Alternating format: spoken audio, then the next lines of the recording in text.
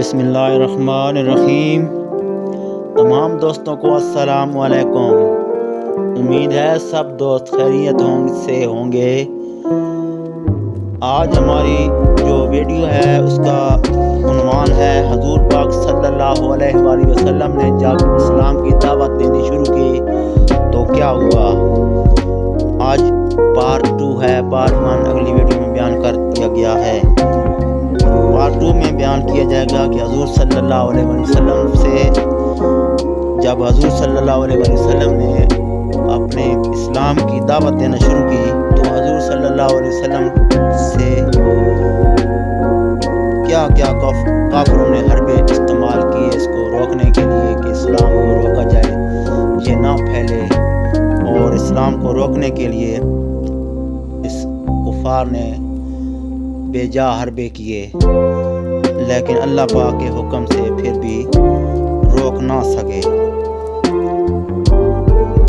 وہ دوبارہ ابو طالب کے پاس آیا اور کہنے لگے، ابو طالب بے شک ہم میں تیری قدر و منزلت ہے، ہم نے تم سے کہا تھا کہ اپنے بھتیجے کو منع کر دو مگر تم نے ایسا نہیں کیا۔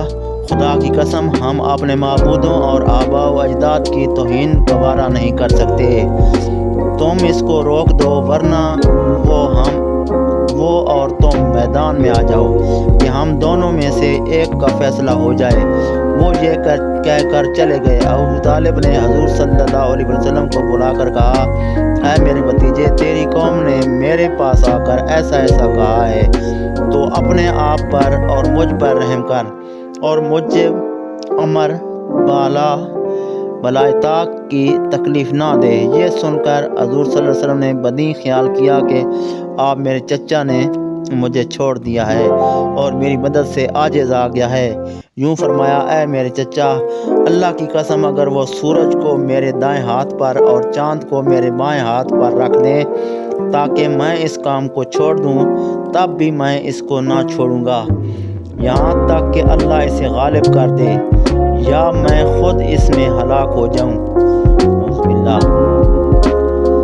پھر آپ آبدیدہ ہو گئے اور رو پڑے۔ آپ واپس ہوئے تو ابو طالب نے کہا، اے میرے بھتیجے، جو کچھ آپ چاہیں گے کہیں، میں کبھی آپ کا ساتھ نہ چھوڑوں گا۔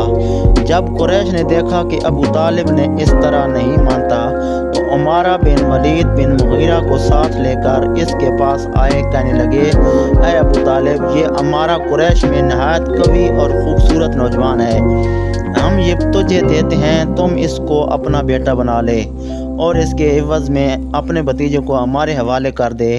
ابو طالب نے کہا، اللہ کی قسم تم مجھے بڑی تکلیف دیتے ہو، کیا تم مجھے اپنا بیٹا دیتے ہو کہ میں اسے تمہارے واسطے پالوں اور اپنا بیٹا تمہیں دوں کہ اسے قتل کر ڈالو؟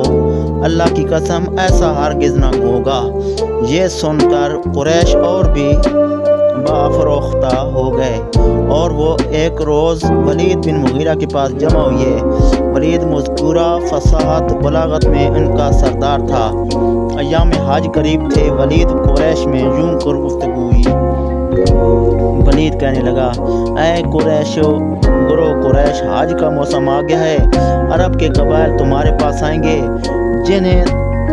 جنہوں نے تمہارے صاحب کا حال سن لیا ہے، اس کے بارے میں ایک رائے پر اتفاق کر لو، ایسا نہ ہو کہ تم ایک دوسرے کی تکذیب کرو۔ آگے قریش نے کہا، آپ ہی ایک رائے قائم کر دیں، ہم اسے تسلیم کر لیں گے۔ ولید، نہیں تم کہو، میں سنتا ہوں۔ آگے قریش، ہم کہیں گے کہ وہ کاہن ہے۔ ولید، اللہ کی قسم وہ کاہن نہیں، ہم نے کاہن دیکھے ہوئے ہیں، اس کا کلام نہ کاہن کا زمزمہ ہے نہ سجا۔ قریش، ہم کہیں گے کہ وہ دیوانہ ہے۔ ولید، وہ دیوانہ نہیں، ہم نے دیوانگی دیکھی ہوئی ہے، وہ دیوانہ کا غضب نہیں، نہ دیوانہ کا خلجان و وسوسہ ہے۔ قریش، ہم کہیں گے کہ وہ شاعر ہے۔ ولید، وہ شاعر نہیں، ہمیں تمام اقسام شعر، رجز و عجز قریز اور مقبوض اور سمسوت معلوم ہے، اس کا کلام باشعر نہیں۔ قریش: ہم کہیں گے کہ وہ جادوگر ہے۔ ولید: وہ جادوگر نہیں، ہم نے جادوگر ان کے جادو دیکھے ہوئے ہیں، اور جادوگروں کا پھونک مارنا نہیں، اور نہ ان کا رسیوں یا بالوں کو گرا دینا ہے۔ قریش: ابو عبد شمس: پھر تم بتاؤ کیا کہیں؟ ولید: اللہ کی قسم، اس کے کلام میں بڑی حلاوت ہے، اس کلام کی اصل مضبوط جڑ والا درخت خرما ہے، اور اس کی فرع پھل ہے۔ ان باتوں میں سے جو بات تم کہو گے وہ ضرور پہچان لی جائے گی کہ جھوٹ ہے۔ اس کے بارے میں صحت سے قریب تر یہ قول ہے کہ تم کہو وہ جادوگر ہے اور ایسا کلام لایا ہے جو جادو ہے۔ اس کلام میں وہ باپ بیٹے میں، بھائی بھائی میں، میاں بیوی میں اور خویش و اقارب میں جدائی ڈال دیتا ہے۔ ولید کا کلام سن کر وہ مجلس سے چلے گئے۔ جب موسم حج میں لوگ آنے لگے تو وہ ان کے راستوں میں بیٹھے۔ جو کوئی ان کے پاس سے گزرتا وہ اس کو حضرت صلی اللہ علیہ وسلم سے ڈرا دیتے اور آپ کا حل بیان کر دیتے۔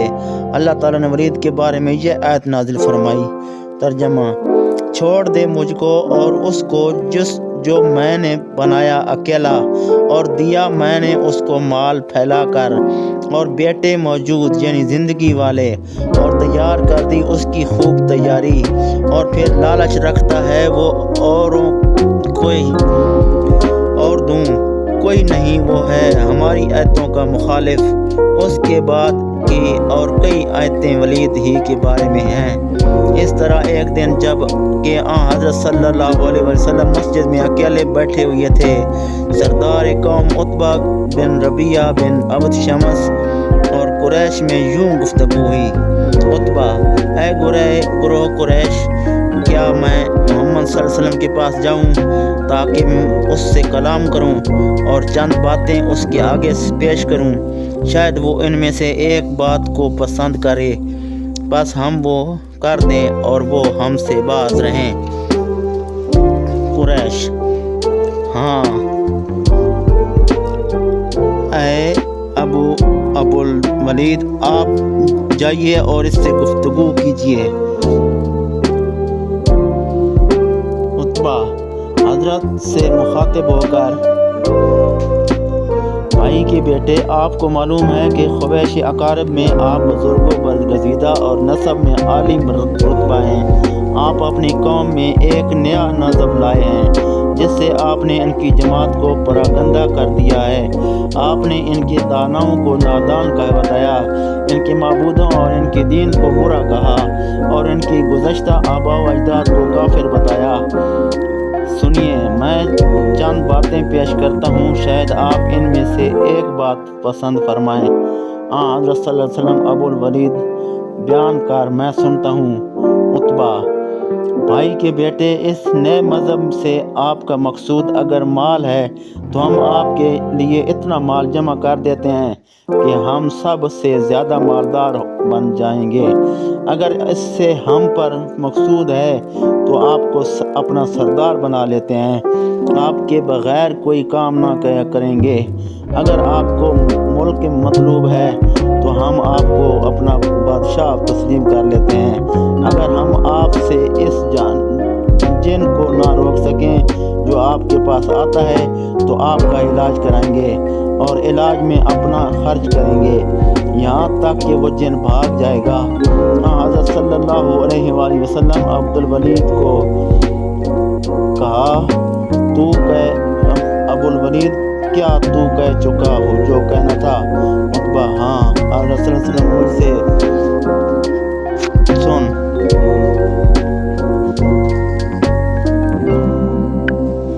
حضرت صلی اللہ علیہ وسلم نے مجھ فرمایا: مجھ سے سن۔ عتبہ: سنائیے۔ حضرت صلی اللہ علیہ وسلم نے سورۃ حامیم سجدہ کی سجدہ فرما کر سجدہ کیا اور عتبہ کھڑا سنتا رہا۔ حضرت صلی اللہ علیہ وسلم: ابو الولید، تو نے سنا؟ عتبہ میں نے سن لیا، آپ جانے اور آپ کا کام جانے۔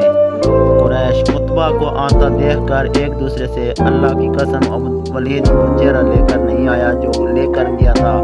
عتبہ کو پاس بیٹھا دیکھ کر ابو الولید وہاں کا حال سنائیے۔ اگلا حال انشاءاللہ اگلی ویڈیو میں بیان کیا جائے گا انشاءاللہ۔ اس ویڈیو تک اجازت دیجیے۔ اللہ حافظ۔